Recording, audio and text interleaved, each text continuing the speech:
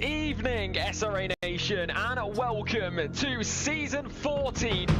Once you've got qualifying, then the main 1 hour race. Welcome, ladies and gentlemen, to Sim Racing Alliance.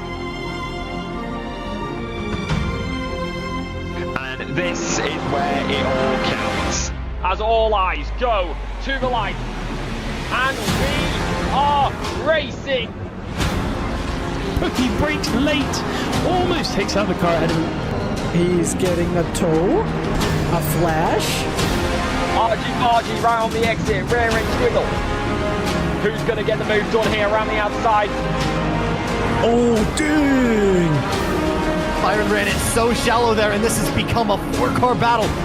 Game of inches as the BMW is in the paint. And we're off and away for SRA.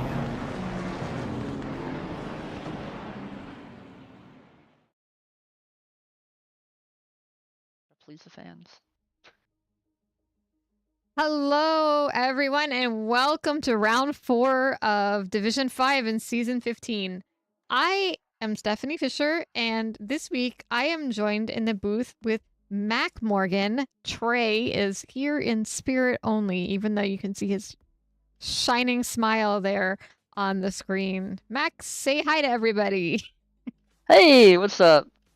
Yeah, I'm just filling in for Trey, who is not able to make it. But he's here in spirit, and by here in spirit, I mean he's one room over next to me, so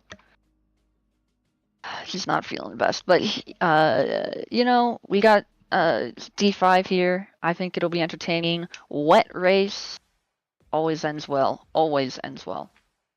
Oh, wet is the best. In my personal opinion, wet races are the best races. So fun, like very different. Usually like all kinds of crazy stuff goes on that doesn't happen in the dry, and not like necessarily crazy as in carnage stuff, but it's definitely a completely a different skill set to drive in the wet, so it'll be interesting.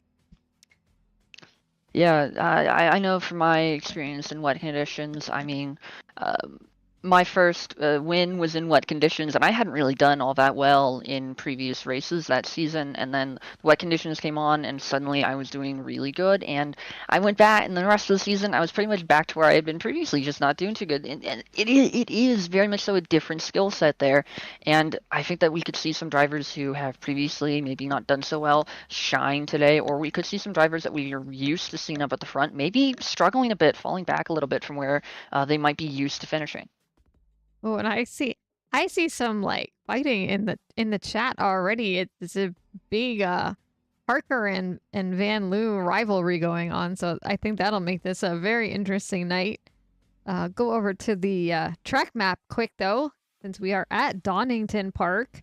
And Trey, I mean, I love this track, but I'm going to let you walk us through these twisty turns. Well, you see, you've done a funny thing here. I actually have not done a lap around Donington myself. All right, well then I'll help you out. I've done a lot of laps around Donington, so even though it hasn't been in a hot minute, I do remember the track pretty well. I won't put you on the spot. Turn 1 we start out in is one of the trickier turns. I would say turn 1, turn 7, and 9, 10, 11, and 12 are all like the hardest turns on this track. 1, because you're going uphill and it's a right bank. Just the visual on it is kind of odd, and the optimal way to take it kind of feels a little wonky. It's hard to get right, but it's really important because turn 2 is not really a turn. Turn 3 is not, it's a turn, but it's not a real turn because you don't have to brake. You're basically going full throttle through all of that until you go to turn 4. So it's almost like a straight exit of turn 1, super important to get that speed until you get to turn 4. Turns 5 is not, okay, again, not a real turn. 4 is a real turn. 4 you'll see some carnage at, because if you hit the outside of the exit, people will spin off. Touch the grass is just, it's a very bad thing to do there. Very bad. 5, again, like I said, not really a turn. Yeah, it's a turn, but you don't have all you have to do is turn the wheel. That's it.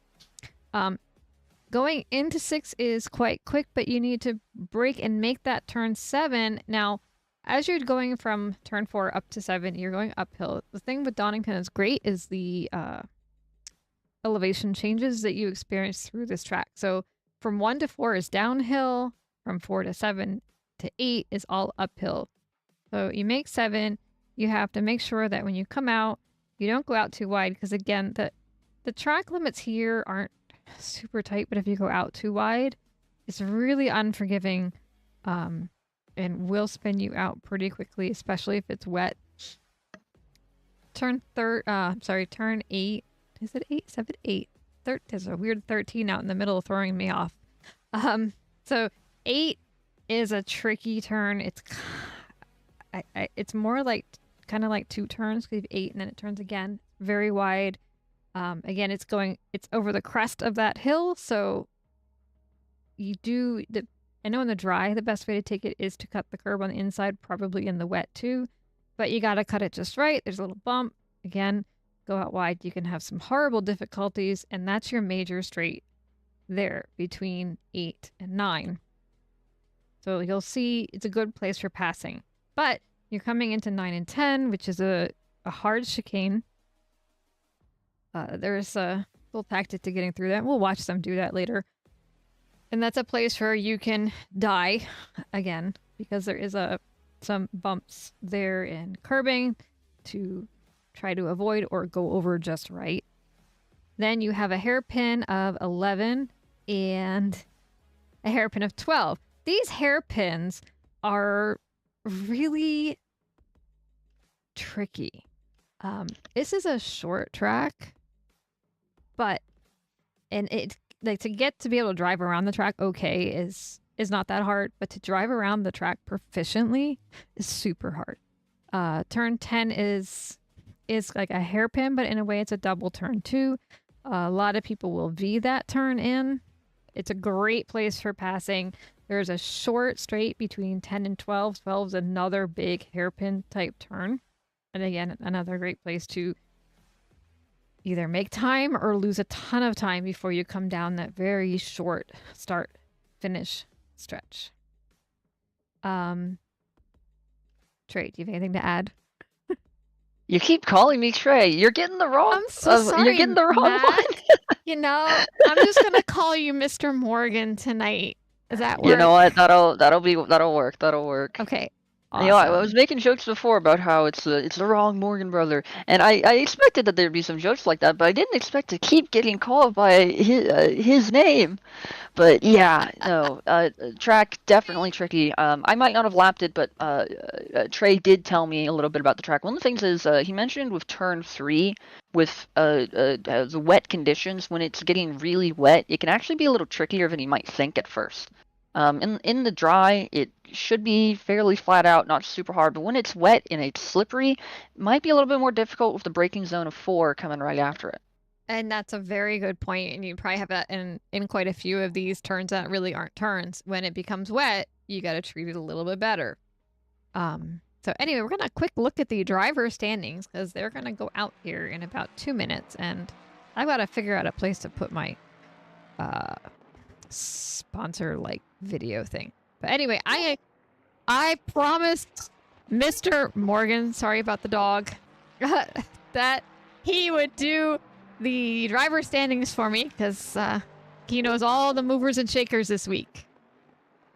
Yes, so up in the lead, we have Cliff Hemian in the Porsche 992, 202 points, and then just 2 points behind, we got Josh Parker, who is with 200 points in the Lexus. It's really close, really tight championship battle, super exciting. Unfortunately, I gotta double check this real quick. Yeah, Josh Parker does have a pit lane start, so we might see that gap improve, or we might also see Josh Parker push forward through the field after his pit lane start and take positions and do really well and keep that championship fight alive. We'll have to see how it comes out. But behind those two championship protagonists, we have Cameron Thibodeau, Brad Garman, Andrew Duong Bonglio. Hope I said that name correctly. Rounding out the top 5. They're not too far out that any of them could easily, with a string of good results, like easily catch up to those top 2 and pose a championship fight. But we will have to see how it goes. So heading over to the team standings. Wait, we didn't do our silver guy. You can't forget our silver guys. Oh, I forgot They're about the working silver. hard, I'm so too. sorry. Up in the top of silver. I'm so sorry, silver drivers. I'm so sorry. It's been a while. I haven't commentated in a few weeks, but here we are. I'm back. Silver drivers. Cameron Hastings leading the silver championship. I don't know if we had anyone switch from gold to silver within Division 5. But Cameron Hastings currently leading the silver championship with 115 points, which is very respectable for a silver driver.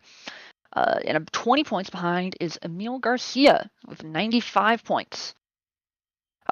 Silver is always a little interesting in the championships because those gaps are often smaller, and yet they're than it is for the gold championships because they are further down the field fighting. They aren't fighting for wins; they're usually fighting to get into the top 10.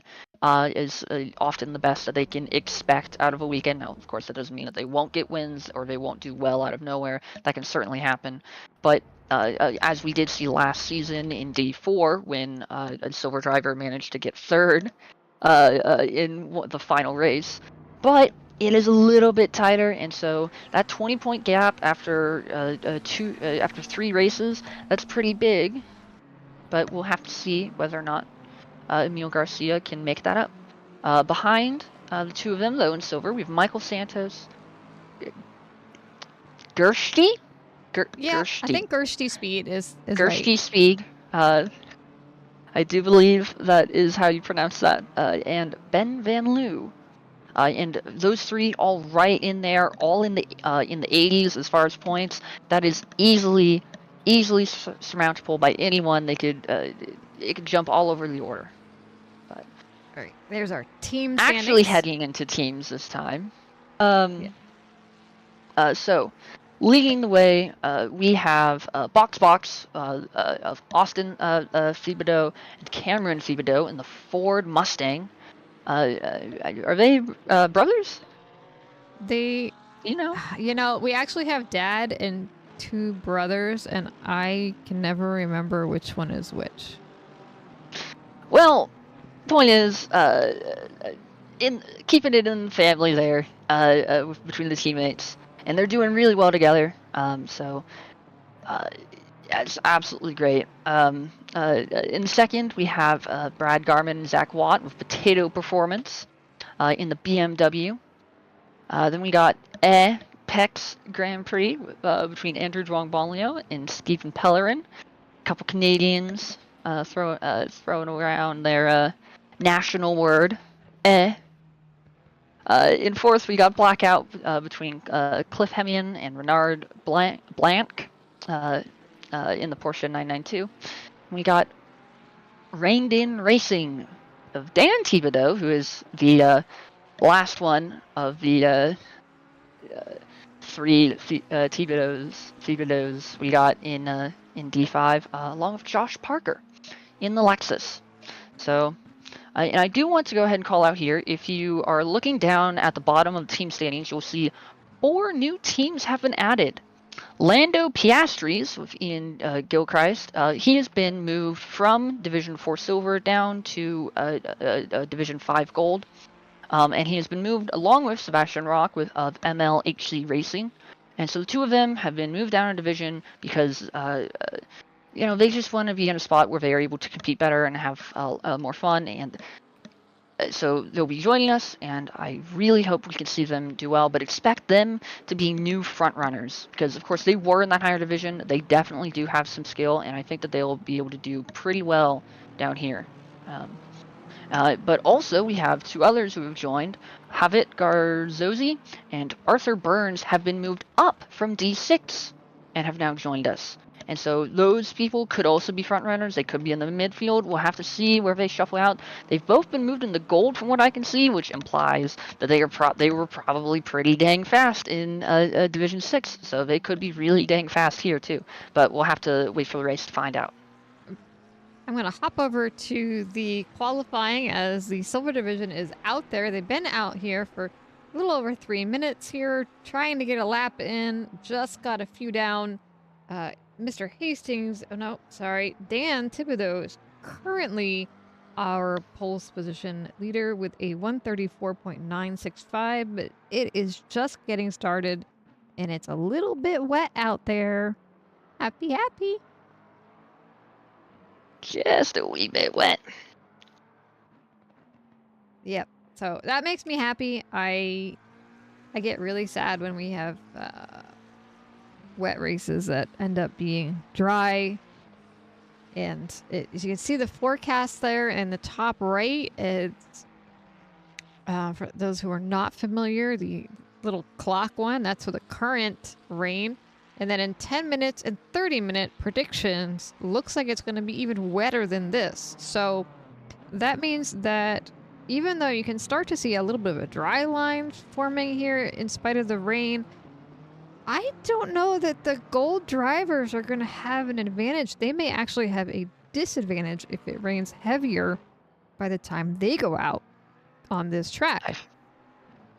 I think you're right, and that is going to be a fascinating spot for the race to start in, because of course once the race starts it's going to be the same conditions for everyone, and so then those gold drivers who might have had to be a little bit slower during quali due to the higher rain levels are going to have to work their way through the field, and mix that with the known wet conditions and the difficulty of this track. I think that this could be a very interesting race, I'd say. Well, I mean, if it's raining, it's just going to be an interesting race. That would be my take. But Mr. Parker might have the right idea by having a pit lane start. Just saying, it's if you're going to have a pit lane start, it's probably the track to do it. The pit lane is it's pretty short, so it just basically means he's going to be in the back. It's not like I don't know, like, was it Indianapolis has this like horribly long drive out of the pit lane. So a start there in the pit is horrid. Here, not as bad. Just means you're in the back. I do think we do need to cut our attention over to on track, as we are currently looking at Hastings, who is leading our silver championship, if I recall correctly, and he is up on a 1.5 second improvement, and he goes right. Whoops. Oh no! We haven't even started the race, and I've already given my first commentator's curse. Sorry, and so that is that last hairpin turn. So one of the ones I mentioned that is it's a really tough turn because you do what he did, or it may have been intentional. What some people will do is there's a little bit of a straight there. So you kind of start at the back and you kind of ramp up until you get to the start finish so that you start the lap at a slightly higher speed. So not sure if I'm throwing a bone and saying that maybe it was intentional, but I highly doubt it. No, but I tell you what, he's a second he's improving by a second again on this current lap, knocking on wood as he comes into the braking zone. So we could see a really good improvement, but he does have competition. Dan Thibodeau, I don't know which it is, has set an incredible lap time of a 134.3, which is a second clear of Rob Warren in second currently, that's quite the gap.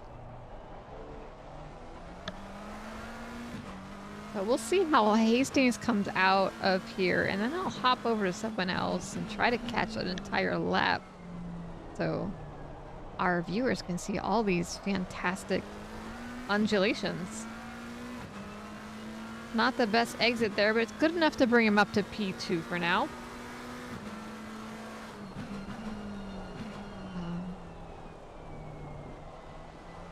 And another thing that might be... Ooh, I'll let you go ahead. Oh, I'm thinking we have 3 drivers sitting in the pits. I don't recall what our penalties are for this week. If they are intentionally opting to be to not set a time or if they are in the bad boy box.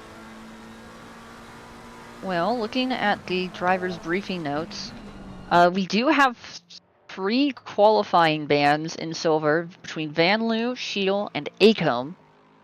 And if I do believe Van Loo is one of the ones in the pits. Van Loo? Okay, So I don't know. in the pits, Acomb's in the pits, and then we have Blanc, who's just like, hey, let me just start in the back, I guess. It could be for Blanc that, I mean, their current lap time isn't exactly the fastest. It could just be that they don't think they're going to be able to set a meaningful qualifying time and want to go do something else to prepare for the race. Or it could also, as you said, they just want to start at the back so that they don't get involved in lap 1 incidents.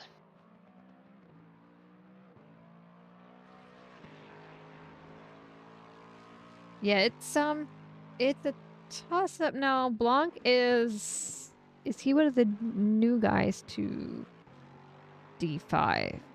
Don't think so. Let me see if I can pull that up. Yeah. See, No, now when we he get is new not one of people- the new ones in D5. Okay. Okay, and he is currently P6 in the silver standing. So I mean, it might be optional of just, I don't want to deal with the start. The start of this could be a hot mess, and he's thinking, I'm just going to let them all crash and go past them, which is... Silver qualifying is about to finish, and Rob Warren is currently on a mega improvement that could take him to take P2 away from Cameron Hastings, but it looks like he loses time on the exit of the final corner and just misses out, and I mean just. Oh my goodness. That's the exact same time. Down to the 100th of a second? Yes. For viewers who might be wondering, Cameron Hastings set that time first, and so therefore he has the privilege of getting to be ahead since Rob Warren set the time second. Though I think in this scenario, with the rain increasing in intensity, I almost would think that Rob Warren would deserve it for setting it in the higher rain conditions, but that's not how the rules are set up. Nope, it is not. So now it'll be interesting to see how these gold drivers make out. I can still see what looks like a little bit of a dry line out here. So they may have a lap or two to get a good lap in, and then it might possibly start getting a little bit wetter. Let's see. First gold driver on track is Mike Cook with Mid-Pack Mafia. There we go. So we'll think we might be able to ride on board with Mike Cook as he sets the pace for the gold drivers. Going through the final corner now. Hammering down on the gas. You gotta get a good exit out of that hairpin. It isn't a super long straight, but it is still it is still a straight, and you need a good entry into the lap, or else you're gonna be staring at that red right away, and you're gonna feel the pressure to improve. Of course, first lap, so we won't have to worry about that so much. Going through turn 1 and 2, into turn 3, holding it very nicely. Through turn 4, going a little wide, but he keeps it. I do believe he's kept it valid. I think so, but a little bit of wiggle there. That Certainly green not on the the best outside's- for lap time. No, the green on the outside's gonna not. I imagine it's gonna be a bit slippery right now.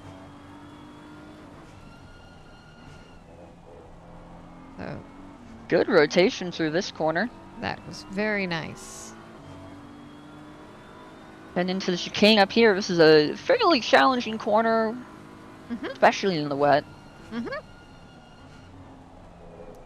Holds onto it nicely. Not the fastest, but it's valid. Occasionally somebody will try to go into that chicane too wide. It typically doesn't end well. Overcooks it a little bit into the first hairpin. That'll lose him a little bit of time on the exit. Will he be able to gain back on the second hairpin? Much better on the second Yes. hairpin. Much, much better. Heading to the line. Where will he slot into the... Ooh, that's... Red Garmin also down there. I wonder if this might be... Oh, right as I was thinking that it might be the weather. We have Tyler James going up to just behind the first silver. And then we have right after that Raymond Lorenzo heading up to pole position. Yes, and you can still see there is some dry line on the track, so that'll help them to maybe set some decent times. Maybe it's really mean for me to wish that for it to like rain harder to mix this up and make it interesting, but you know, I didn't say that. Hemi in there taking pole from Lorenzo. Porsche can be very strong in the rain. And I don't know, I love driving this track in the Porsche. It was great. But I think I like driving most tracks in the Porsche, if I'm going to be honest. Yeah, the one saying I've heard about the Porsche, I haven't driven it, but everyone who has driven it keeps saying, once you go Porsche, you don't go back. Yeah, I mean, I don't think I would say it 100%. There's some people that have driven it and absolutely hate it, but I feel that way about the Ford Mustang. I can't drive that in ACC for my life. Yeah, for me, any car that isn't mid-engined, just undrivable. Just undrivable. That severely limits my my choices. Well, there's only two mid-engined cars in this game, the McLaren and the Ferrari, so... Yeah, I've liked both of them. I did drive the Lexus for fun a few times, and I did enjoy it. It actually was... It could be set up to be a very enjoyable car, as Mr. Rock takes P1. That's one of our new guys, is correct? Yes, Sebastian Rock just moved down from Division 4 Silver. And it looks like he's wanting to make his stake here. He's wanting to do well. Of course, he probably won't be able to fight for the championship as he was promoted 3 rounds in. But that doesn't mean he can't compete for hopefully some really good results, some top 10s, top 5s, podiums. I mean, he's on pole right now. Could we see him going for a win today?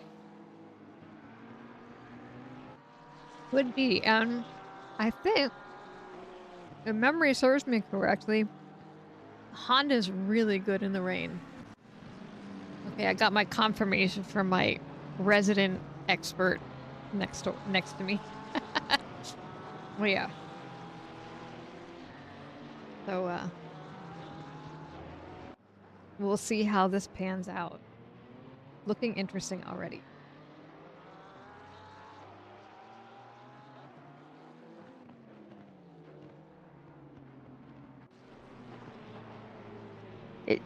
Oh, got Tyler James making an improvement. Back up to the top. And that is another new driver in D5, yeah? I don't know. No? I'm not sure. I'm gonna get... Now that we have new people, anyone I haven't seen much of, I'm gonna think, oh, that's a new guy. The new ones are Sebastian Rock, Ian Gilchrist, Arthur Burns, and Havit Garzozi. Okay. And if Garzozi is in the chat and I'm pronouncing your name wrong, please do correct me. Or if like you are watching afterwards, ping me, tell me the correct pronunciation. I hope I'm getting it right, but I'm not 100% sure. Oh, so the reason I think Tyler James is new is because by the looks of it, he has not driven a race yet, and that would be indicated by his team name of Washed Up Admin.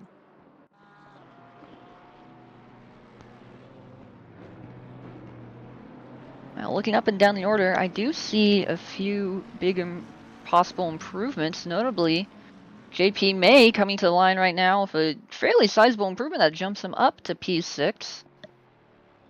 Solid improvement. And I tell you what, we were worried about the rain, maybe not. We were thinking the rain might cause the gold drivers to all be starting behind the silver drivers, and we're a little disappointed that that's not happening because it would have been entertaining. But of course, We do want people to have good qualifying laps. But I do think the rain has affected, as I'm seeing a lot of mix between the silvers and golds. A lot more than I am used to seeing by the time round 4 rolls around. Because usually by the time round 4 rolls around, the split, because there's splits that will happen before then.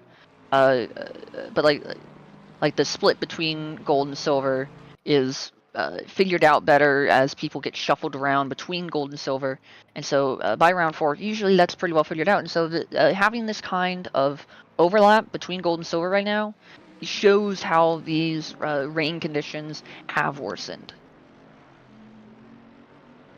And it could also just be, again, like we mentioned, some people do really well in the rain, and you don't have to be the fastest driver to be the most competent in these conditions.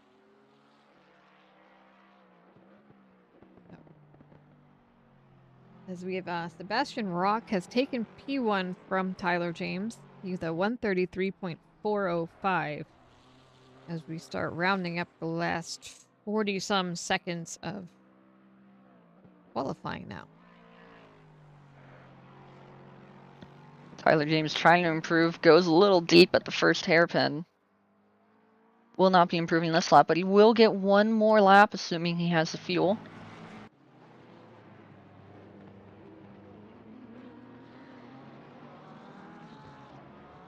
Nolan Witt now going through the first hairpin.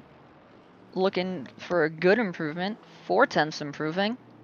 That'll bring him up to the top 5 if he holds on to it through the next hairpin. Still holding on to it. In fact, he's improving a little bit more. He loses a bit on exit, but it looks like it's still good. Take him up? Yep. Yes! P4. Nice.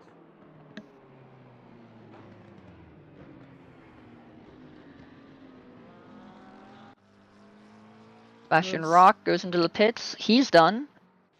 Cameron Thibodeau goes back to the pits. He's done.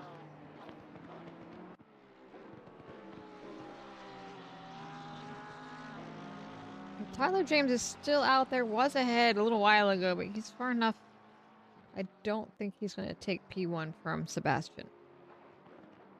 No, he's not having the best lap. He's a full second down on his personal best right now. It seems like his tires might be giving way a little bit. He's really struggling to keep the car going straight. Yeah, because I don't, in spite of the fact the prediction for the weather to get worse, I still see that dry line there. I don't know that it's much wetter than it was for the silver drivers. Definitely, I don't think has improved from their conditions. One driver that is improving, Sig SVG, half a second up, going through the first hairpin. Looks like he held it pretty well, gained time through it. He's got one more hairpin to go. If he can improve more, he might take pole. Even if not, he's looking at P3 possibly if he holds on to it. He seems to be a little wide going through the final corner, and he loses a little bit of time. It might still be enough to take him up to P3. No, just... Oh my gosh, it's happened again. It's happened again, exactly. It's happened again! Sig SVG and Karen Thibodeau setting the same time. Once again, Thibodeau set it first, so he gets the position, but I mean, it's rare enough for that to happen. Happening twice in the same qualifying session? Well, with that note, I'm going to hop over to our sponsor ads quick before we start this race. A huge thank you to our SRA sponsors and title sponsors for supporting us here at SRA, as well as support from Documise, a modern business solution for product management. Go to documise.com to learn more today. And support from Retro Saga, a North American-based gaming company that provides accessories for your favourite classic systems, including Nintendo, Sega, PlayStation, and much more. Enhance your retro gaming experience today at retrosaga.ca. And a big thank you to our affiliates, Track Racer. Experience redefined gaming with Track Racer's high-quality sim rigs and accessories. Use code SRATE at checkout to support us. Armamentario, a toolbox for ACC that will enhance your chance to win. Enjoy a fully customizable and enhanced HUD to change the way you experience ACC. AT3D Sim Shop. Upgrade your sim racing experience today with premium 3D printed accessories featuring precision crafted magnetic shifters, sleek cable management solutions, versatile stream deck mounts, and immersive dashboard displays. Their innovative designs enhance performance and style, elevate every lap with top tier quality and craftsmanship at at3d.net. Go Setups, premium esports setups for everybody. Use our affiliate link on our Discord and take your drive to the next level. Castle and Cauldron, a home-based crafting business specialising in handmade Harry Potter, Fantastic Beasts and Fairy World collectibles. Magic wands, potions, mini dioramas, wall decor, costumery, cosplay and much more. Castle and Cauldron is where crafting meets the magical. Visit facebook.com/Castle Cauldron. And from KP Concepts, your source for custom automotive renderings, graphic design, and printing. We spend countless hours making you look all good for the spectacle. Check out kpconcepts.com for more. And we're back, and our track conditions are quite wet, as you can see out the passenger window of Sebastian Rock. We will look at them from above, but our starting lineup is going to be Sebastian Rock in P1 and Tyler James in 2. I think it's Chris Thibodeau, but the C. Thibodeau. Cameron, Mr. I do believe. Cameron Cameron. Thibodeau. Cameron Thibodeau, SVG, Nolan Witt. I might have got this. I'm really bad with names, so you don't have to worry about like messing people up. Juicy Jake, I will remember. Mr. Duang Banglio, Chris Hemian in P8, JP May P9, Mr. Lorenzo P10, Burns in P11. 12 is Leader, 13 is Dan Thibodeau, 14 Ian Gilchrist, 15 MDC, 16 Roger Dismukes, 17 is Chris Hastings or Cameron. No, it's gotta be Chris. Cameron. It's Cameron Thibodeau and Cameron Hastings. Yeah, and same spelling. Okay. Well then, Rob Warren in 18, Mr. Munty in 19, Cook 20, 21 Stefan Palarin, 22 Thibodeau, 23 Gershty Speed, 24 Hopkins, 25 G Jacobs, 26 is Garcia, 27 Garmin, 28 Mr. Cox, 29 Mr. Blanc, 30 Shield, 31 is Ashcombe, some of these guys who did not set a time, Mr. Van Loo, and coming from the pits will be Garzozi, Josh Parker, and I'm going to say Zach Watt. Probably not. I do believe that's correct, Zach Watt, yeah. So, Okay. Zach Watt and Parker both having pit lane start penalties. I don't actually know why Garzozi is starting from the pit lane. Might be a choice, might have also just been a mistake, forgot to hit drive. I don't see a penalty listed, but that could be incorrect. Yep, we will have a wet start, which makes me a happy gal. Does look like over the course of the next 30 minutes, the rain will lessen a bit, and it actually doesn't look like it's raining that much right this minute. So we should see a dry line form relatively quickly.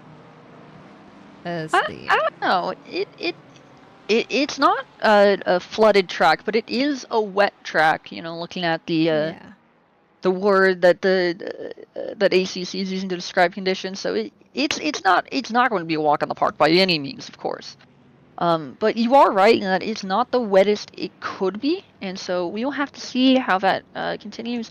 I'm not sure we'll have a dry line form, but there will certainly be a less wet line form as we're heading to the start-finish line. Yes, our Tyler is in D5 as we hit the green light. They are off, and Tyler James getting the move up on Sebastian Rock, who had a bit of a rocky start there from P1. He is now dropped back to P3 as Mr. SVG has also passed him. It's been kept mostly clean through the first sector, I believe. It has a little bit in the back. I saw a little yellow, but it went away right away. So we're not going to worry about that too much as they slide on through these turns. I believe Brad Garman got hit and knocked off track, but he's kept it going again. Lost a few positions, but he's going. He's moving. It's not the worst position to be. And oh my goodness, who is that? Is that Tyler Josh Parker? James goes flying off at that turn. Hold your brake. Although, when you're going across the brakes, the grass, holding your brakes really doesn't do you a whole lot of good. It's just try. Poor Tyler. I think this is the first race he's been here this season. And, yeah, first race in a very long time and has that happen. So, Also got a drive-through. Unfortunate. did he get it? That's what it said on my screen. Tyler James with drive-through, along with Glenn Jacobs with a drive-through. Oh, he might have been for starting out of position at the start of that race, which so they do have an idea of where they should be, but if they happen to go too far forward as they go over that start-finish line, they will get a drive-through penalty for that. Yes. And we do see Jacobs heading in to serve that penalty. Sig SVG leading in the McLaren. Wang Bonglio Oh, is as we see. off. Oh no, that's my fantasy driver. Oh no. A bunch of offs now. I think Oh. he just hits the curbing and loses it all. Mark DC off as well. It looks like all in a relatively same spot, so I guess we're gonna have to watch that turn 4. Well, they managed to make it through lap 1 fairly okay. Who is that that's slow at the back? Is that Garzosi? That is Garzosi. Slow at the back. Don't know what happened there. They were off track, going slow. Temporary yellow, they're going again. Josh Parker making moves already up to 23rd position. Lorenzo We're watching a goes replay off. here. Not sure if it's... Yeah. Trying not to hit anybody. Somehow phases through another fellow, which is pretty lucky. for Garcia off as well at the same corner. Not sure what happened there.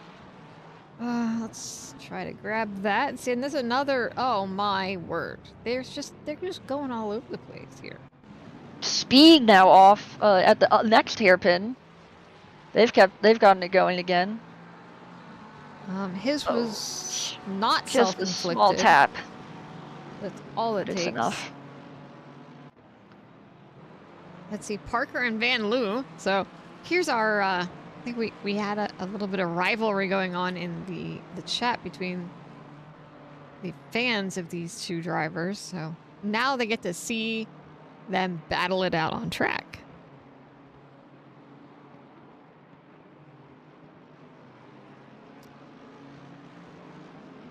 Josh Parker is doing really well so far, up 14 positions from the pit lane. Doing really well, and of course Van Loo up 13 positions, doing just as well as Parker is. So these are two drivers who I expect are both going to be making their way up the order, so I'm really interested to see how their battle might turn out, if they're going to wind up impeding each other and neither of them will be able to move up, or if Josh Parker will be able to Is he going to make the overtake turn, as though? No, he will No, not. He will not. I didn't yet. No. Yeah, I didn't. It's wet. I wanted it to be wet. I didn't necessarily want everybody going off in different directions. So I liked it. So, you know, that being a good example, Josh trying to get the jump on before getting to the chicane there, but just not being able to woe that car down enough. You really can't do a lot of late braking like you might have been able to get away with in the Bry and still make those turns. Especially offline. Yeah. Oh, what just happened to Parker there? Well, it was turn 1 things. So, he just missed the apex and went wide on the exit. Now, when you go wide on that exit, it's a little bit okay, but then if you go a little too far, you hit the grass, wet grass, tires. They're not friendly to each other. As Sebastian Rock here chasing Sig SVG down, coming into the first hairpin. But he looks like he's exercising some patience here. We'll see how this works. Meanwhile, further back, Tyler James, one of our top qualifying drivers, just keeps on suffering. He is down in 33rd position, having started 3rd, I do believe. Super unfortunate for Tyler James. Hopefully he'll be able to claw it back, but I just saw him go off track again. Yeah, possibly, maybe he had the wrong tires on or something. Might be really wrong with the setup. As that was what's going on here? As Witt, oh my goodness, SVG and Sebastian Rock fighting so hard. They push each other off the track, just both outbrake themselves. What and is this? No, what is going on back there? Why, Rock and guys, Thibodeau. that's just not what you're supposed to be doing. And Hastings going off up there. Ay. And so this is that turn 4. You're trying to brake on a downhill. It's wet. And you see these guys. Last lap, we saw a bunch of people doing the same thing. Just not able to woe the car down enough to keep it out of the grass. And that grass is going to be slippery when it's wet. Yeah. But we do have a new leader this lap of Nolan Witt. As who's that's just gone off? That you were looking at? Rob Warren had his nose in the wall, but we won't embarrass him further. Yeah. Nolan Witt with a brilliant move through turn 1 after Sig SVG and Sebastian Rock both managed to outbrake themselves, fighting each other. Very common, you're fighting, you just want that little bit extra, and then you go a little bit too far. Super easy to happen, and Nolan Witt taking advantage there to take the lead. Brilliant job by him. Yeah, I thought... sometimes that's just how it goes. You just gotta wait, and eventually people ahead of you make mistakes, and you gotta capitalize. Yeah, I really thought Sebastian was going to have a good race also.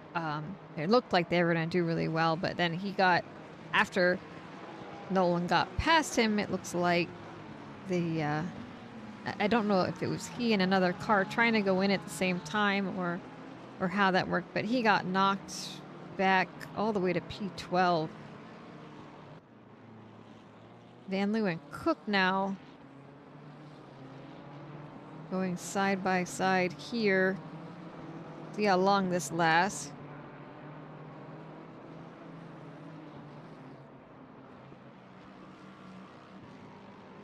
There you go. Cook goes off a bit. Hop up here. Juicy Jake is on the tail of Sig SVG.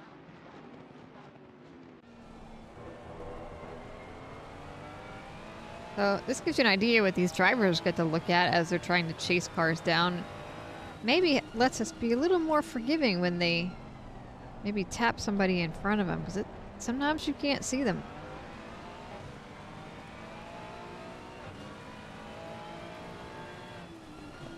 It can be very difficult to see in these conditions.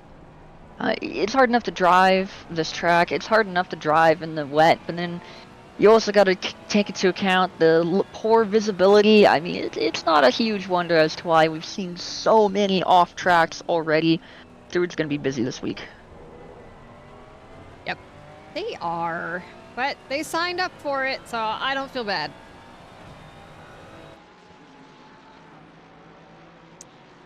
Yeah, Jerry McDowell, it is a mess, but, you know, I mean, rain just makes messes. As we get another fellow off the track there.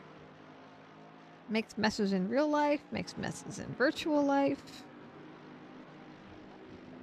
I think even the best drivers in the world are prone to occasionally make a mess out of a wet race. You know, reminds me of in Formula One we had the Hungarian Grand Prix back in 2021, where one driver made a mistake into that turn one, took out 6 drivers in one corner. Yeah, and it's just wet races are just interesting. They're interesting to drive. They're interesting to watch. Very rarely does any one person dominate a wet race.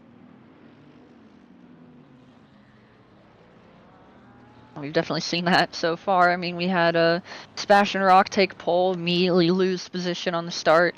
Then we had a Sig SVG who's leading for a bit, if I recall correctly. And of course, he's down to P5 now. And now we've got Nolan Witt up at the top step. But who knows how long he'll hold on to that. He's got a decent gap so far. But I believe he just missed Apex on turn 1. So... Yep. Juicy Jake is got less than a second now. He's coming down on him, but he's got Hemian right behind him also. So they're not super close, but they're also not far away. It is a wet race. As Dan Thibodeau goes, a beautiful slide across the lawn. It was just nice. Let's go see that.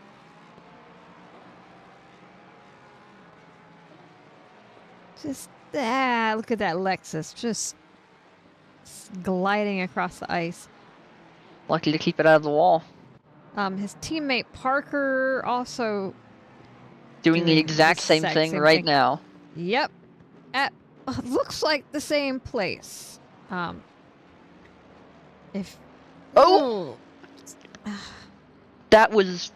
could have been much worse. Up. That was he almost had it, and that looks like the same turn too. So, Mr. James in the wall again. Garzoy also in the grass there, getting out, and Mr. DC. I tell you what, I think D5 saw the stewarding sheet D4 had after Nürburgring round 2, and that's a amateur. Well, what I but will I think say they had the.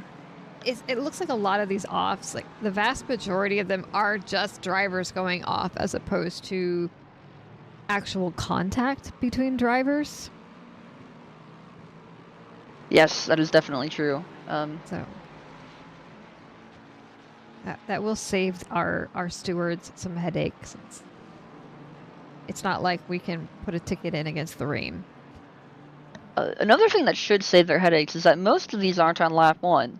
And while a lot of incidents will get reported when they happen, only lap 1 incidents are looked at automatically. Ones on other laps do have to be submitted as a ticket, so some tickets might not happen, as I think you just cut away from somebody going wide. Oh my goodness, I saw yellow and I went for it. But Burns and Leader up here, I believe looks like Gilchrist Burns went off. I think Gilchrist also went wide. Lost 2 positions to Duong Bonglio and Cook.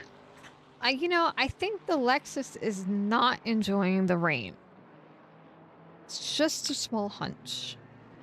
I think you might be right, because we had a number of Lexi that were up near the top, and all of them have just fallen down the order. The highest Lexus currently is Dan Thibodeau in 13th. Of course, we saw him have that slide on the exit of turn 3 earlier. Yes. So, I mean, I'm seeing our poor folks in the Lexus just having a heck of a time trying to get around. James and Tyler and Mr. DC both sitting in the pits, not sure if they are going to be coming out or not. We'll keep an eye on that. Juicy Jake up front, making some headway towards Nolan Witt. But not able to chip away too much at that gap. It's about 8/10 right now. One thing about the Ferrari around this track that I think might make it difficult to try to overtake is that, this track doesn't have the best overtaking spots. It can be a little difficult to find a location. You know, you can do it into the first hairpin or the second hairpin if the person in front of you gets bad exit, and you could also do it into turn 1. But the issue with those is that in all of those cases, you need to have straight line speed, and the Ferrari critically lacks straight line speed. And so it might be difficult to make an overtake around this track in these conditions in the Ferrari. But with the amount of mistakes we're seeing, it's certainly not out of the question. Certainly not. Not at all. Now, I did note that, ooh, this might be a little bit spicy if somebody doesn't back off. Okay. Our current fastest lap is being held by Mr. Josh Parker with a 1:34.105. So, you know, he's currently not empty-handed as Mr. Cook slides around Duong Bonglio there. Yeah, Josh Parker was doing really great in the start, and then unfortunately he just had a couple incidents that brought him back down a little bit further. But it looks like he's currently trying to make his way back through the order, as we're looking at Hastings chasing behind Lorenzo.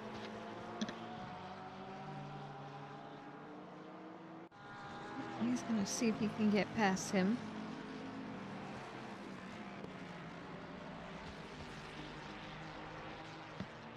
I want to take a look at Parker. Looking like he might be lining up an overtake on speed. Heading into turn 3. I don't think he'll do it. Is he going to be able to hold on to it? No. Ooh. I mean, yeah, that Lexus does not like that. Now it's an uphill. Those are uphill turns on there after that hard. So they're probably having to lift, but they don't normally have to lift. Trying to figure out what's the least amount of speed I can lose and still make these turns and not go off. Somebody's slow behind. Hopkins appears to have gone wide at turn 3, slowed down, but he's gotten going again. He's fine. Montine getting real close to Garmin.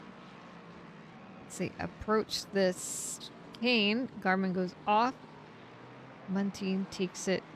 Garmin will drop back a few more spots. Gives Josh Another Parker position gain a for spot. Parker. Yeah.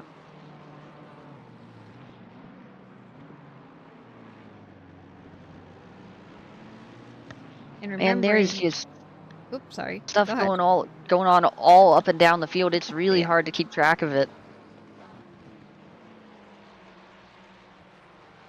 Yeah, it's Rob Warren back here. Oh, that was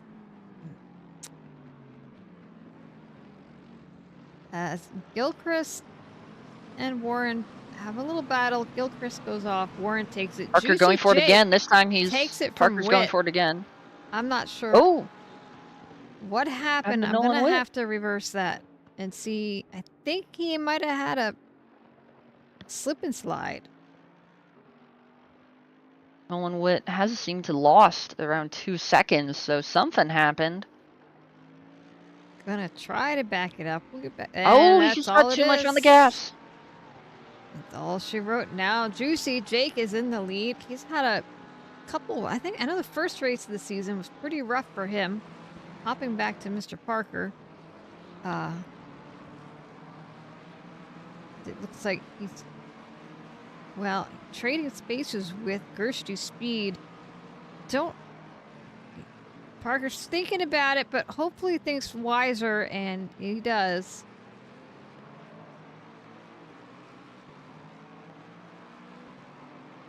You got Gilchrist and Garmin side by side into the first hairpin. Yep. Oh, it looks like Gilchrist going deep. Oh, and he's going to lose the position. It's Pellerin. Garmin is now side by side with Thibodeau. Oh, and then who's that going wide there? Is that a BMW, I believe? That would A be Garmin? Garmin going wide on the outside. These are tricky turns to go side by side in. I agree, Karen. I love the name Juicy Jake. That's why I'm really happy that he's in the lead. Oh no! As that all just ends really bad for Garmin.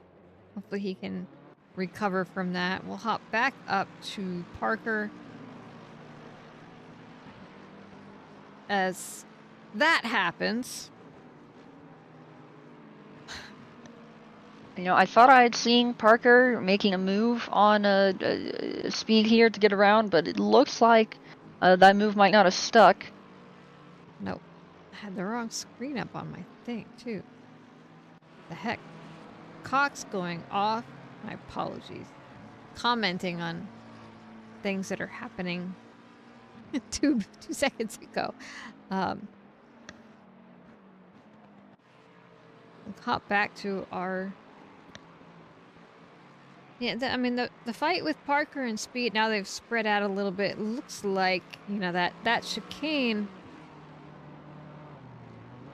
Parker's in that Lexus, which has significantly better straight line speed than Ferrari. Oh, significantly better. The I'm cars sorry. could not be more opposite between the Lexus and the Ferrari, I'd say. Because the Lexus is a boat in the corners, doesn't have the best brakes, but good on straight line speed. And meanwhile, you got the Ferrari, which is good brakes, great in the corners, but horrible on the straight line speed. Yeah. Could not be more opposite. So, I mean, it's easy to be literally like the backseat driver here, but I would think that for Parker, the thing would do is to just be right up on his back coming through the corner so that coming out he can get that straight line speed and get past him early on. Not wait. You just to the missed end. it. Parker had a massive moment. I don't know how he kept that going straight. Well, let's look at what he did.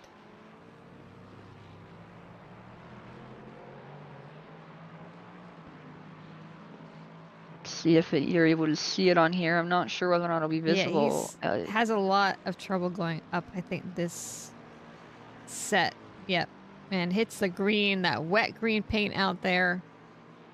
That's hard. He hits the grass on the other side. I don't know how he kept that going straight. Well, I would have kudos to been him. doing pirouettes.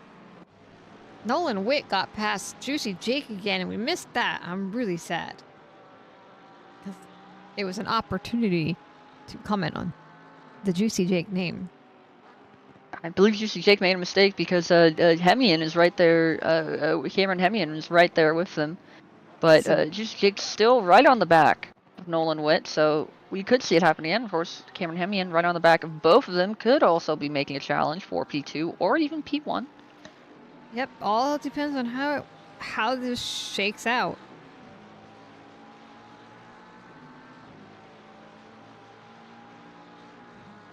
So yeah, we got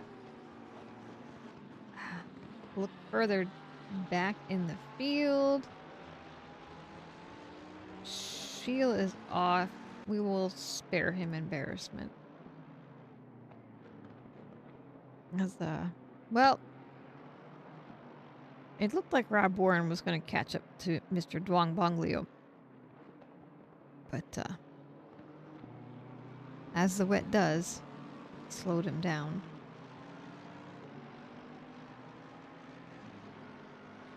Sebastian Rock has had a pretty good race after that incident early on. He's made his way back up into P10 currently.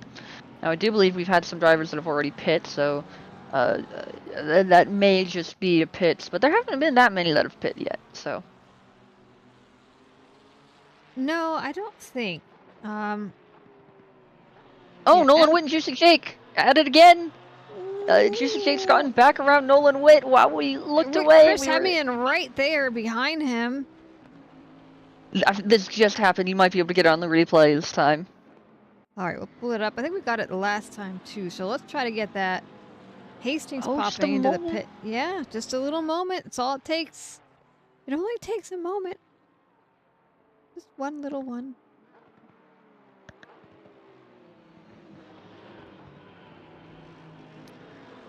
But Witt get it under a lot of pressure from Hemian right behind him in that little Porsche.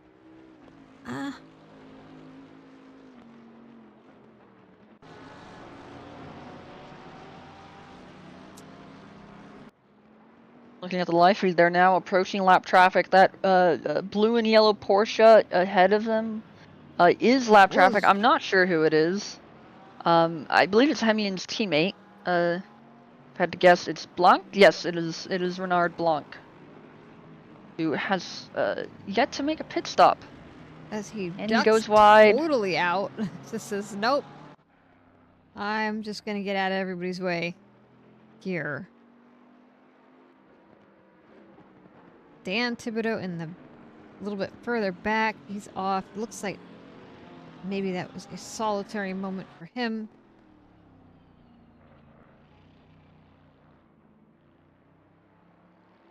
I'm gonna hop back to Duong Bonglio and Cook here, fighting through these hairpins.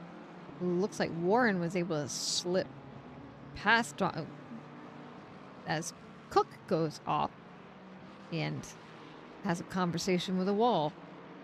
And he's not done telling that wall what he thinks, so... No, I think he's we'll he's giving the wall a quick peck. Yeah, I was making up. I don't know. We'll leave him. And he comes into the pits, so getting that damage repaired, getting tires changed. We are about halfway through. Thibodeau! Dan sliding past his... I do believe Dan is the father. Okay. I think I saw that from the chat earlier. Okay, I think you're right. I don't want to say dad and then be wrong. So I do believe you are correct.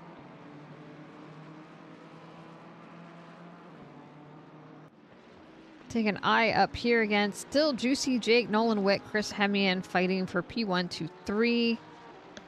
And the right behind them, May just goes wide at that glass hairpin. Has a bad turn. Went a little too deep. Sebastian Rock in the pits now. And look at all that rain.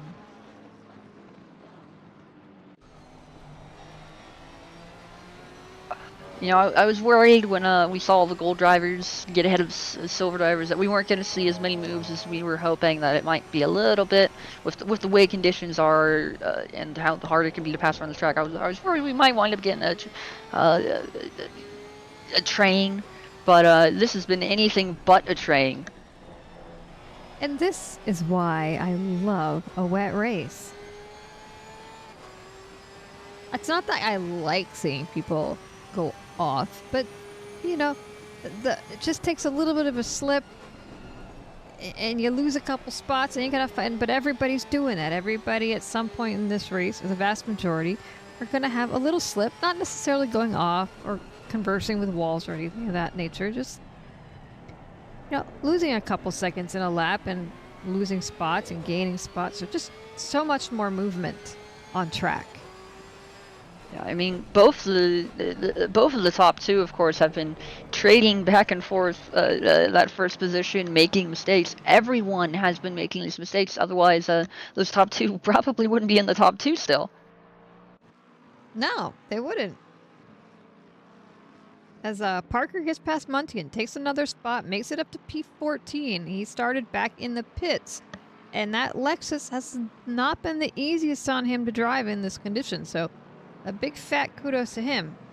Now, he did lose the fastest lap to, drumroll, Mr. Van Loo, who is back here in P23, but fastest lap of a 134.032.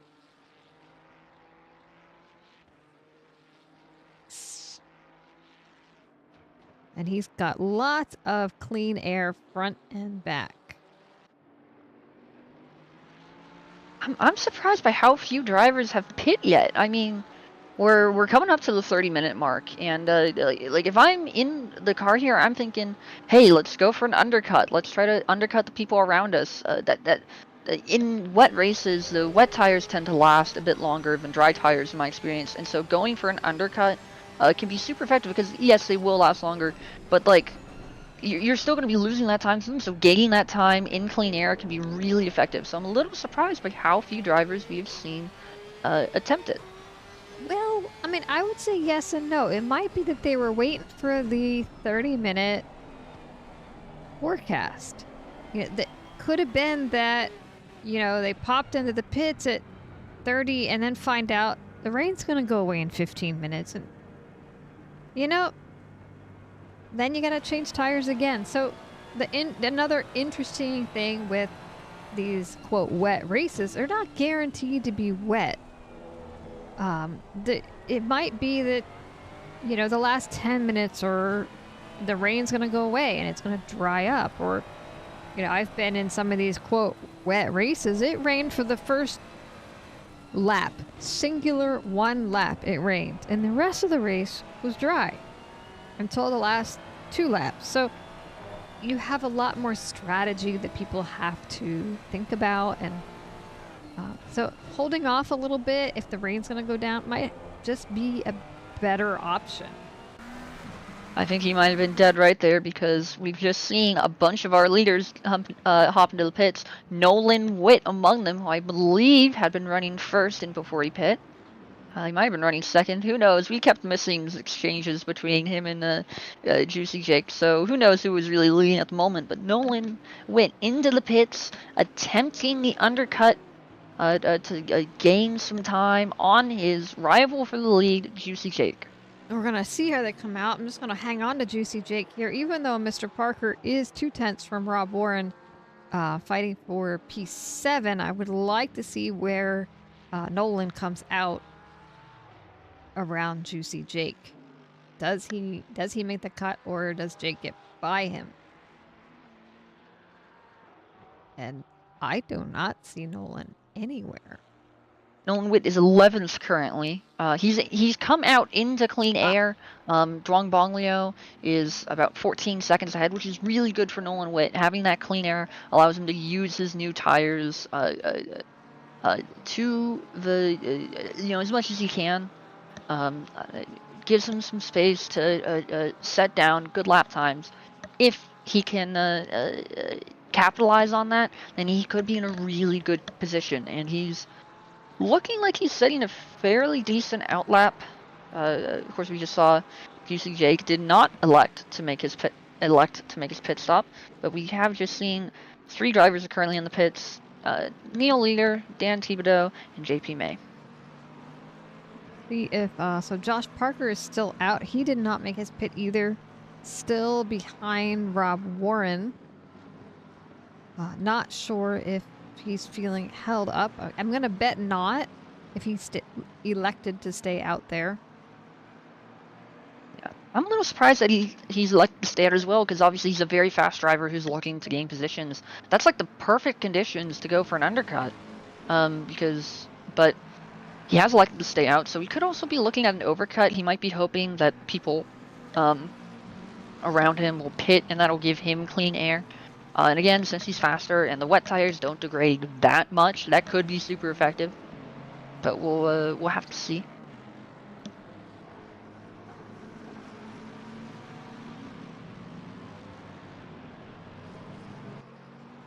You see him poking around a little bit toward the end of that straight as that Lexus straight line speed just kind of tries to trick you there, thinking you can do a little more than you can.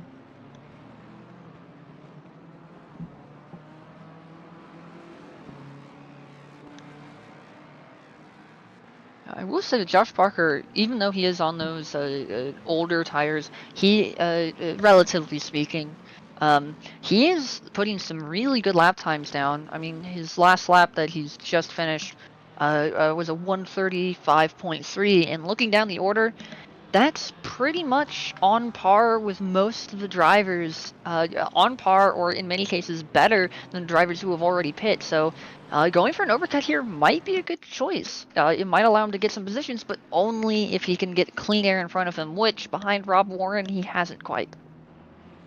hasn't. So it'll be interesting to see how this plays out. So we're really looking to see where Juicy Roger Dismukes get to stop go 30. I'm assuming speeding in the pit lane. He's not happy with that, I'm sure. No one is. But yeah, just to see where Josh Parker and Juicy Jake come out when they do finally elect. Parker might be making a move. He thinks better of it. That was a smart move in my thinking. As somebody's off track there, I do believe that's lap traffic just getting out of the way. Could be. It's now this would be the place for Jake to make his move. Would be this particular turn, and he has made his move, getting past Rob Warren. Can he hold on to that position he has now taken? Looks like he can. Alexis, good straight line speed. And well, it's his turn. And that was well done as Warren decides to pop into the pits now after losing that spot. So the real question is, now that Josh Parker is in the clean air, is how far is he going to take this? How far is he going to try to run? Is he going to try to keep going until maybe 15 minutes left in the race? Will his tires hold on like that? But also, now that he's in clean air, will he be gaining in position to Juicy Jake, who is one of our theoretically leading drivers? We're not sure how he'll come out if he pit right now compared to Nolan Witt, but you know, if he's gaining on Juicy Jake, then that shows that he has the pace to potentially make it really far up the order. And I think as long as he can keep it on track now, he had a really rough start to the race, but seems to have now gotten a better handle on things. Could be because the rain is maybe lessening. I don't think so. The track does look about the same as someone goes flying off in the back. We'll pretend that didn't happen. Or not. Take a look at it. Hasn't been much out there. Hopkins, you know, it's a bit of an oversteer, and once you hit the grass, you just don't stop very well. In wet conditions, it's super easy to get greedy with the gas pedal, and then you just wind up going a little bit too much, and you lose the rear grip, and in the wet conditions, there's no saving that. Oh, and Dan having a moment back here, too. Dan Thibodeau, my cameraman, finds him. Same spot? Yep, but I think that might have had more to do with touching the wet green paint. Wet green paint. Very slippery when it's on the outside of your exit.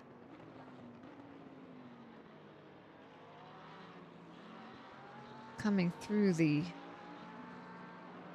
chicane there.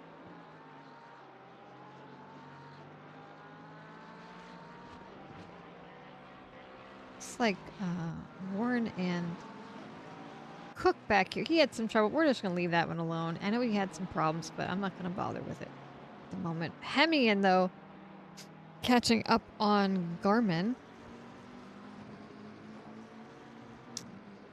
Garmin has not pit. Hemian has.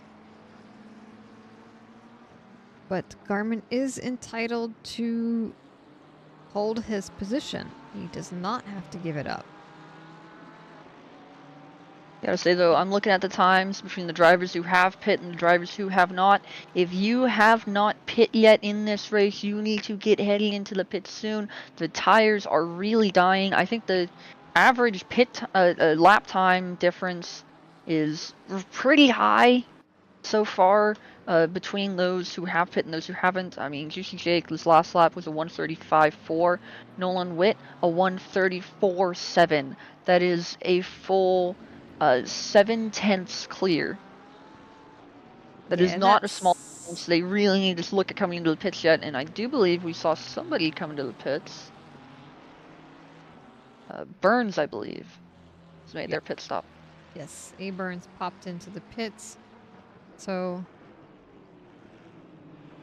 Juicy Jake, Josh Parker, Jay Muntean, and Wang Bongaleo all have not pit. They're in the 1, 2, 3, 4. And then Garmin back in P12 has not pit either. I do Seeing believe that is it. SVG and Hastings, I think those are teammates by the looks of the livery matching, are having a fine time driving around.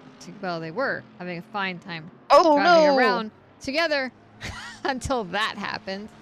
I'm not sure if Hastings was just too close to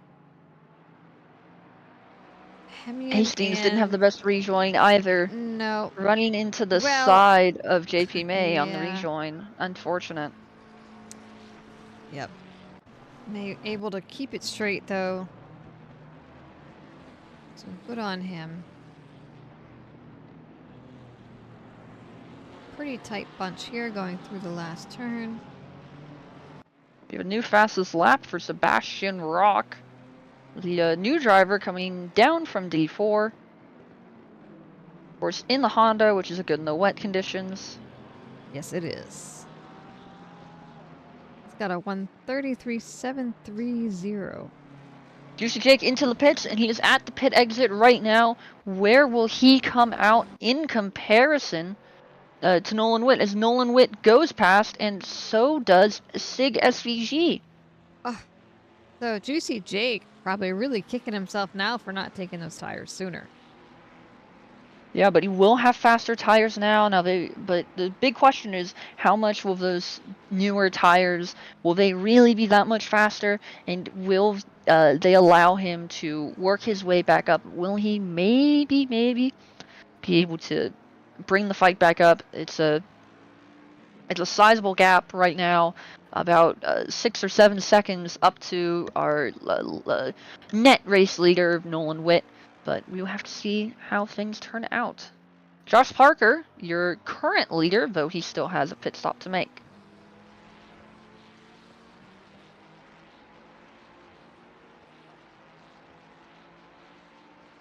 Burns right behind Juicy Jake.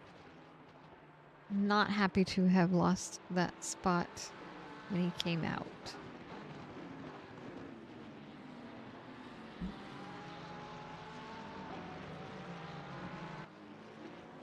Shield in the back going off a little bit. We had a DSQ for Mr. DC. Now I think he's been sitting in the pit since very early on in the race. Probably cheering his teammate on at this point. Van Loon got past Hastings. He is now currently solid P11. Once he gets into the pits. Yep. Yeah, I mentioned earlier Josh Parker might be worth it to head into the pits. How a lot of the drivers who haven't pit yet are now seeing their times be a lot slower. Josh Parker last lap was a 134.1, which is only 4/10 off of the current fastest lap of the race by Sebastian Rock, which is a 133.7. So yes. Yeah, Josh Parker's got a lot of pace. Yeah, he does. And it might be that, you know, maybe he's got more tires. He's finally found his groove. He doesn't want to, like, interrupt that, as my cameraman has this. But he... looks like he might have gone off a little bit there. Flashed yellow for a second. But, still going forward as Rob Warren and Mr. Jacobs come into the turns almost side by side. Not quite. Jacobs still got a nose out there. I think that moment you're talking about was just a momentary disconnection for Josh Parker. I've seen it happen a few times during this race. His last lap was another 134.1, so a lot of pace. A lot of, yeah, he's not losing much. Just Dwang Bonglio is in the pit now.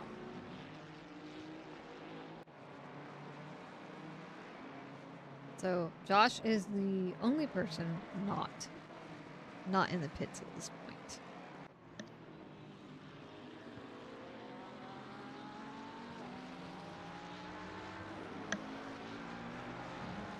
So Nolan Witt right now with a fairly commanding lead. The gap is just under 5 seconds currently to the car behind him. So I guess the question does become, will Juicy Jake with new tires possibly be able to fight that back? He hasn't really had the best time since he came out of the pits. Obviously he came out right behind SVG, and he's since lost position to Burns. Yeah, So we'll we'll have to have to see. see. I don't know if it's tires warming up or what. No, the track temp didn't change a whole lot. The air temp went down by like 1 degree, so. Burns maybe having to run on SVG into the first hairpin. SVG with a big wiggle on the exit of the chicane. Doesn't look like anything yet, but maybe Burns will be able to get a good exit. But in the Ferrari, I don't think so.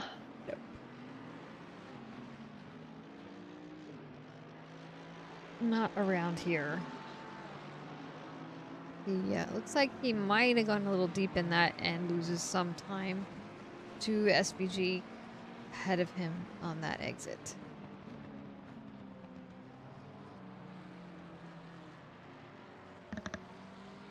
Someone, I think lap traffic goes off into the grass. Garmin. Yeah. Now. Red Garmin has gone into... Ooh! Nearly has contact with Juicy Jake on that entry, on the rejoin. That could have been spicy. And not a good spicy. No, not a good spicy. Like a everything burned spicy.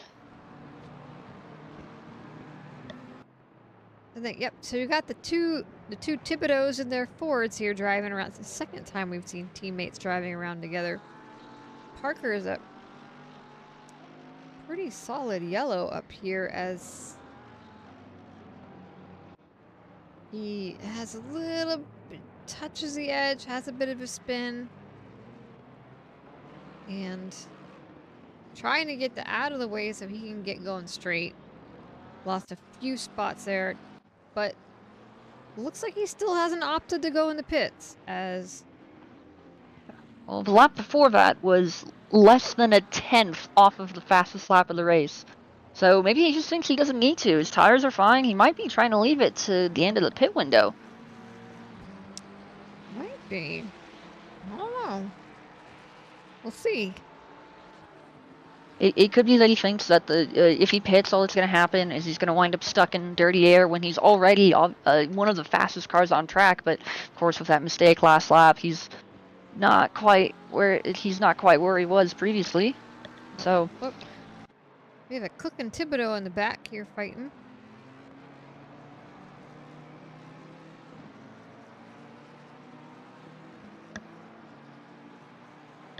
See how this ends out. Now they're coming into the chicane almost side by side, but not quite. Thankfully, they don't try anything funny. As Garzosi comes up the back of Thibodeau, going into here Ooh. and taps him out into the ether. looks like he's going to wait. He is Good going to be sportsmanship. quite a gentleman and wait. I don't know if it would have been nicer for him to like give him another little tap to straighten him out, or just wait it out. But yeah, I have done that on occasion, given when I've been on the giving end of a tap like that. I have occasionally given them a light tap. You got to be careful before you aim it, though, because if you aren't careful with it, you can sometimes destroy their suspension, especially if you hit them hard. So yeah. So I was really kidding. I mean, it's something I would do in practice or something, just messing around, but not. I do it in a practice race. I do it in a league in a week. I do it. I would not do it intentionally in a GT3 Team Series race. No. No, as they go up this series of turns, and you have Thibodeau going off into the grass. The Ford's just misbehaving left and right. Although, that McLaren looked like it had a little bit of a some trouble going up there also.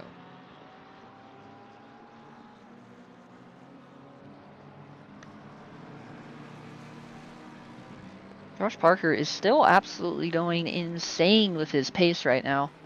Hastings is not where he wants to be.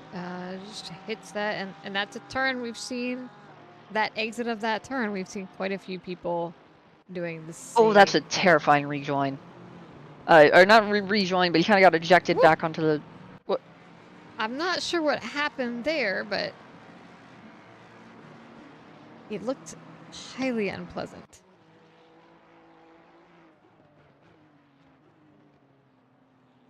And Josh Parker sets the fastest lap of the race on 50-minute-old tires. It's a 133.5. Took that from Sebastian Rock, who had a 133.7. We're watching now as he is trying to see if he can get past leader. Not going to make it on this turn. I'll tell you what, I think the one thing I can take away from this is that for Josh Parker, super aggressive driver, super fast driver, but that aggression can sometimes cause him to... I think he can overdrive the car occasionally, and those little mistakes. I think if he can learn to dial back his aggression a little bit, I think he can genuinely go for the title. I think he can genuinely win this if he can dial back his aggression. Yeah, and, you know, maybe doing some more wet driving would be good for him there, because that, you know, in the wet, it's that aggression that's just you're gonna get annihilated, as he experienced in first half of the race. Oh, yeah. He did go off several times. Part of that may possibly have been just trying to, you cannot really overdrive your car in the wet. It's just so unforgiving. Yeah, I mean, we saw him have so many issues, and of course he's had it later in the race too. I mean, we saw him have that, I believe he had a small spin earlier, cost him a lot of time. But the pit window is closing, and he still has yet to make his pit stop.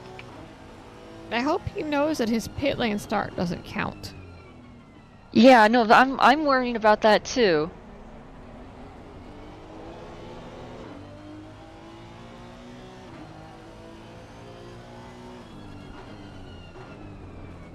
Yeah, I know in the case of Josh, I know as they came down that singular straight into the chicane, there's a couple times where he, you know, toward the end of the straight, sure, he had a lot more speed and could get just about side by side going in, but he, you know, trying to brake late there in the wet, it's already not a great place to pass necessarily. It will really slow you down going to that chicane side by side. Oh yeah. And then in the wet, it's a horrible nightmare trying to do it. You really need to trust the other guy and yourself a whole lot. It happens if you don't pit. Here? If you don't pit, I believe you get disqualified. Yes, you are disqualified. Your result does not count. I do believe that is the case. So, anybody in the Parker household maybe wants to go check on him and... We don't want to distract him, so maybe wait until we get to one of the straights. But, you know, I really don't want to see him get disqualified. Oh, and as we say that, Parker pulls into the pit lane.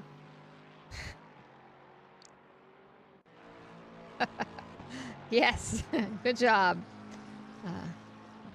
Maybe was hoping to get some distance between, get as much time in as he can before going out with those tires.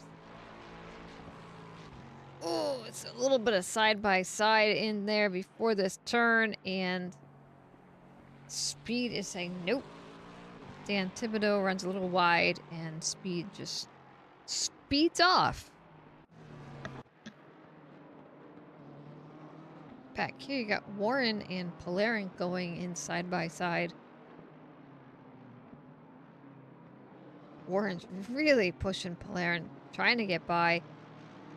Does slide through here as Steven goes a little bit wide, hits the outer curbing and loses a bunch of time. 2 spots.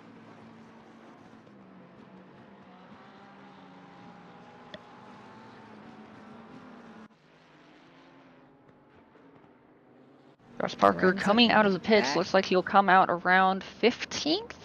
I believe is where he'll come out as Speed zooms by. What about Thibodeau, who I do believe is his teammate. He comes out just behind his teammate. I tell you what, I think the overcut has worked for him. I mean, it helped he's set a fastest lap. Of course, fastest lap was recently taken by Duong Bonglio. So now the fastest lap is a 1:33.515 as Sebastian Rock treats us to a little slide there. A bit of drifting around that corner.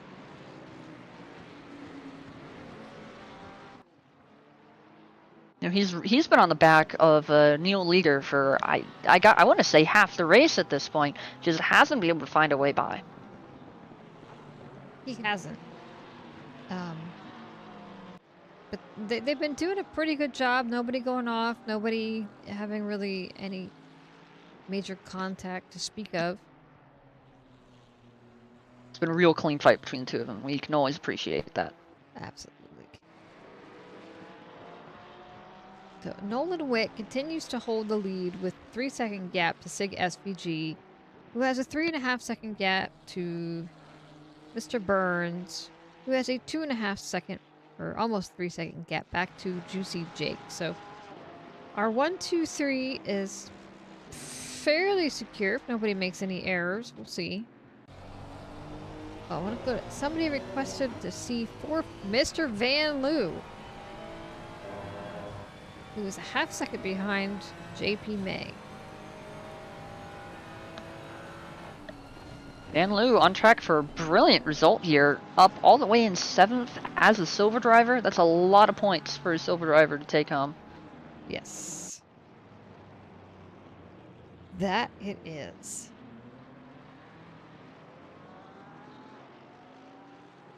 In fact, I'm actually going to look at the points reference real quick so I can see how far that'll bring him up. That'll be 72 points if he finishes 7th, compared to the next silver driver, Hastings, who will get 60. So that'll be a 12-point gain on Hastings. And that should be pretty good. It will definitely spicing up the silver championship a lot. Well, Van Loo's pretty far behind Hastings so far in the standings, and Hastings has a pretty good gap, 20-point gap to Garcia, the next silver driver, and how many points is that? I got to do math now. 30-some point gap between Van Loo and Hastings, but if it keeps going this way, we could definitely see it close up before the end of the season. Warren and Cook doing the side-by-side through the chicane. Goes a little bit off, so makes it an invalid lap, but they keep it clean, and it's not like he's trying to gain any extra time by doing that. Now, definitely caused some other issues as there's a little bit of anger going on here on track. That was pretty bad on everybody's part, and it's not getting any better. So these guys need to cool their heads and knock it off. I think that the stewards will have a lot to say about that particular altercation that we unfortunately had to witness.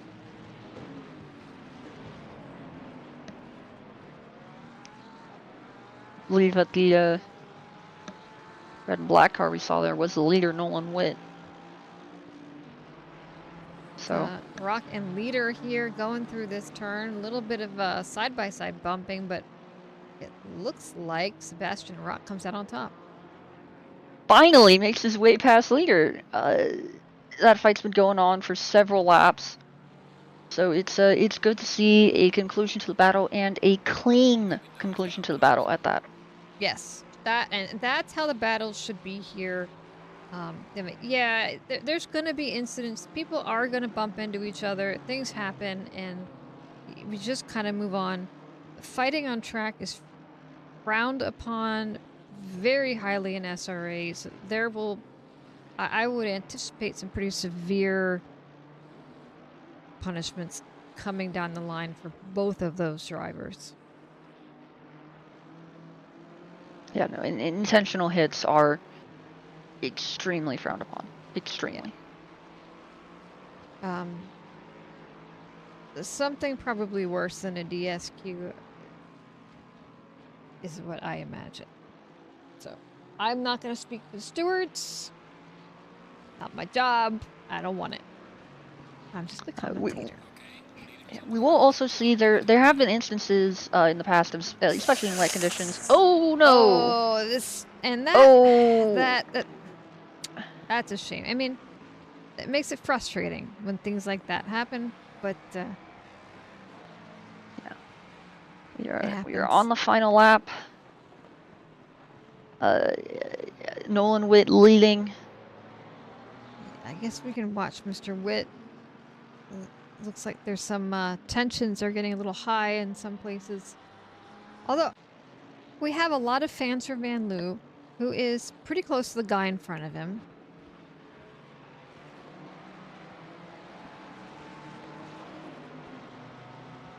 I think something might have happened to Josh Parker, who's fallen way down the order. Oh, I didn't even see him turn Down to yellow. 17th. I don't know what happened. It could have been... Oh, I think it was the disconnect thing on my race control. He had a momentary disconnect, which then does some weird stuff. Okay. Yeah, I think that some people have gone off a bit and it hasn't shown up on race control in this particular race here. Van Loo not making up. He definitely time hasn't now. had... Parker definitely hasn't had the best past few laps. Both of them well off his pace. Ooh. I'm not sure what's going on. Oh no! Ouch. Yeah, that was unfortunately getting pushed off a bit there in that mess. Now Witt comes across the line, P1, SVG P2, Burns 3, Juicy Jake makes P4, Chris Hemian P5, Mr. Van Loo coming in P6, Rock P7, JP May P8, Nolan Leader coming across the line P9, Hastings P10, Lorenzo coming around the final hairpin turn. In the back behind him we have Rogers, Muse, and Parker maybe battling it out a little bit in the very final lap of this race. Not sure if Dismukes can catch Parker as Parker opts to take his own line there and Oh, what? and Oh no! this Oh is no! not Oh no! gonna end well. All right. Well, Ugh. that was not the end to the race that we were hoping for. No. Final few minutes, it seems like Yeah. all the gloves came off. They did. Not in the They best did. way that could have happened. They did. Parker's gonna come in here. Race controls being really, really wonky for me, but he's probably really glad that this is the end of the race. Considering pit lane start, where he's finished here in 19th, not horrible, but definitely could have been better. Yeah. So we're gonna go back to intermission.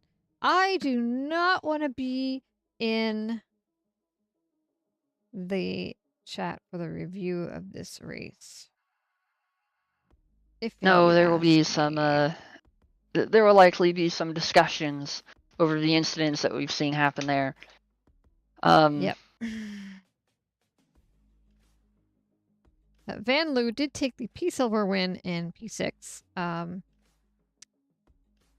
Hastings coming in P10. So that'll be a nice chunk of points for him toward the series. Just kind of bear with me a second while I fiddle a few things around and put this over here because I have a really terrible memory, so I have to take a screenshot of the finish so that I can bring the right people in for interviews. I do believe I took a screenshot. I'm pretty sure it was Nolan Witt first, Sig SVG second, and Burns was third, if I recall correctly. All right, Arthur Burns. So we're going to grab Arthur Burns. He came in P3, and he's sitting there, and we are here. Hello, welcome to the Arthur. commentary booth.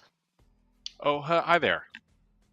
Well, congratulations on your P3 finish. How was this wet race for you? It was definitely exciting. Never a dull moment. That seems about accurate from what we saw. Yes. How was it driving in the wet? Was it really difficult to keep it on track? Was it how did you feel out there? Well, we were pretty lucky because it stayed rainy. It didn't change a lot, so made it a little bit easier to plan for pit strategy. So that was pretty good. But yeah, it definitely was wet the whole race.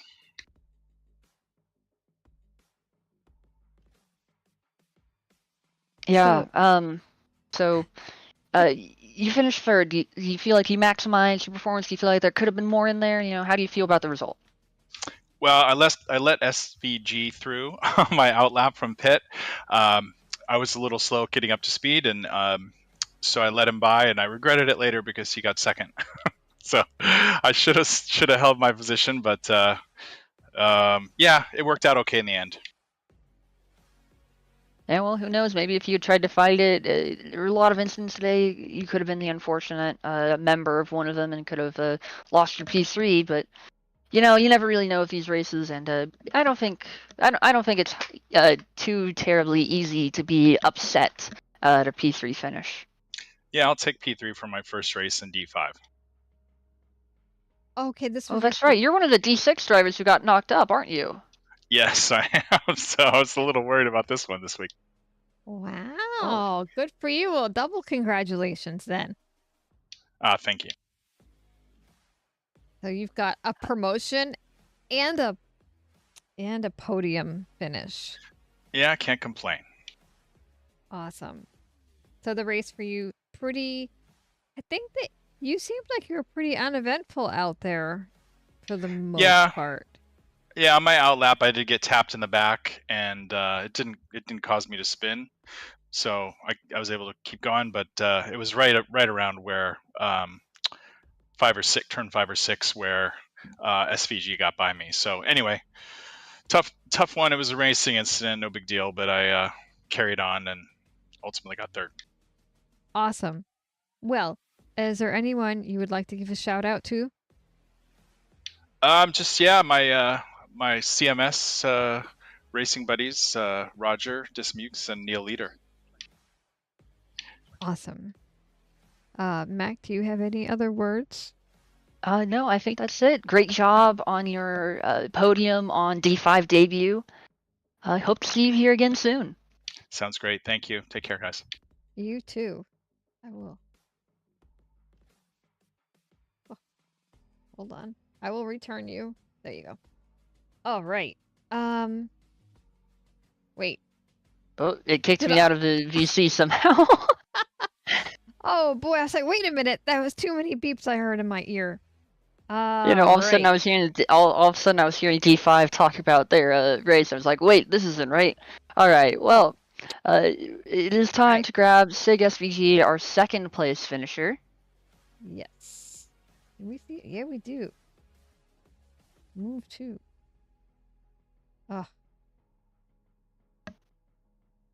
Hello, Sig, hello. and welcome to the booth. Oh shit. I mean, sorry. Oh, nice. Hi. Congratulations on your P2 finish. How was that? Well, first of all, I'm hyped. I'm really hyped. That's my first ever podium. Congrats. I did make a lot of mistakes going off track, like 3 times or something. Like that maybe it was a suboptimal, but P2 happy. So yeah, shout out to Burns. He literally just came up from D6. I've been covering him for the past 3 weeks in D6, and he was an animal in there, and I got the chance to battle him. And yeah, he definitely belongs here in D5 for sure. Absolutely. I love the energy. And how did you enjoy this wet race? Well, I'll be honest, heading into it, because I did a lot of practice time, I was so pessimistic because I would just fly off every like third lap or so, but I managed to keep it together. I think today and yesterday the practice really helped with like settling my pace and stuff. So yeah, it was fun. Honestly, it was really fun. Awesome. Love to hear that. Anyone that you want to give a shout out to here? I don't know if my friends are still watching the stream, but shout out to them. They've been hella supportive ever since I started doing this. You know, they've been hyping me up and stuff. So yeah, shout out to, let's see, Ethan, Oswin, and my good boy Jillian. But yeah. Also, congratulations to Nolan Witt. That was a great battle. I hope to battle him in the future again. Fantastic. We have several more races coming down the line, giving you opportunities for that battle that you're hoping for. So, Absolutely. Mac, do you have anything else you want to add? No, I think you got it. Congrats on your first podium here in SRA. Hope to see you here again soon. Hell yeah. Absolutely. All right. Well, I'll send you back down to D5. You can review with your fellow division mates. And You want me to get Nolan Witt for you? I can grab him. I'm good. Unless he's not in the chat, then you can yell at him and tell him to get here. He's in there. He's in there. All right. Well, congratulations again. Have a great night. All right. Thank you. Thank you. All right. I do want to also, before we grab our race leader, did want to get our silver leader, if he's around, but I don't. Yeah, I don't see him in there, so I guess I'm gonna have to just find Nolan and grab him. Be down near the bottom. Yeah. Hello, Nolan, and congratulations on your race win. Thank you, thank you. So, how'd you like that wet track? Man, the beginning of that race was super scary with all the spray from the cars ahead. Luckily, I think we made it through pretty well. Had some really good racing with Juicy Jake and Hemian, I think it is, the first part of that race, and then pit stops happened, and I didn't really see much after that. Nice. Mac, do you want to ask our race winner anything? I'll let you take this one over. Well, I guess, how was it in those wet conditions? How tricky was it? You know, I think we saw you make a few mistakes during your battles with UC Jake, and of course UC Jake would return the favor, making some mistakes that would then, you kept switching back and forth, and we kept missing it on the stream, and we were so disappointed about that. But, how was it out there in the wet conditions? Yeah, those first laps were very wet.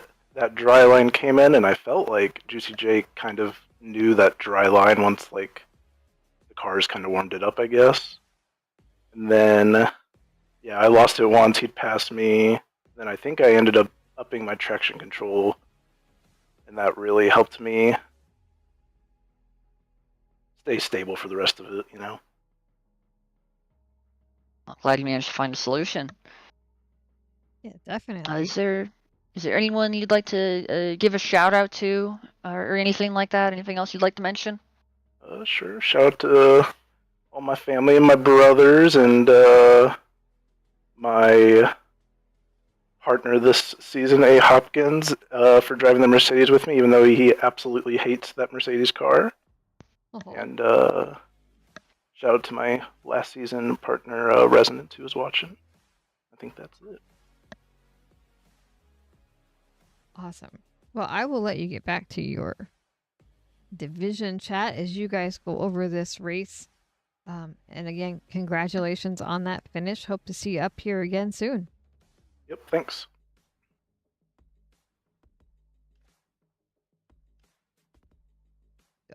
All right. Well, that, my friends, I believe wraps up this race. We'll take a quick look at our season calendar, where we're going to be next week. We won't be anywhere next week. That's a trick question. Next week is our break week. Woohoo! And then the following week, we will be at Hungaroring for a dry race. sunny and dry, it would appear to be. And actually, I will not be with you guys, folks, on that particular day, but you're not here to listen to me. You're here to watch them race. So do join us in 2 weeks for Hungaroring. And also, you can take a look over tomorrow at the same time here. We will have Divisions 2, 4, and 6 racing around this wet track. You can also go back and watch the Divisions 1 and 3 streams and see what their conditions are like, because they are often unique across the different divisions.